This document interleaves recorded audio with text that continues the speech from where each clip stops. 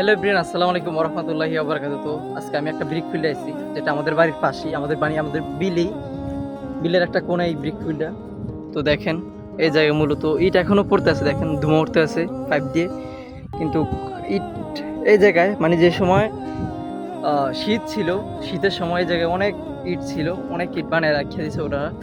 তো এখন যেহেতু বর্ষা এসে পড়তে আছে, কিছুদিন পরে হয়তো অনেক লাগাতার বৃষ্টি হবে, তখন এই ইটগুলো নষ্ট হয়ে যাবে, ঠিক আছে? তার কারণে ওনারা আগে যে বাইরে যে ইটগুলো আসছিল, যারা এগুলো গোছায় রাখছিল, ওগুলোকে সবগুলো আগেই ফিরে লাইছে।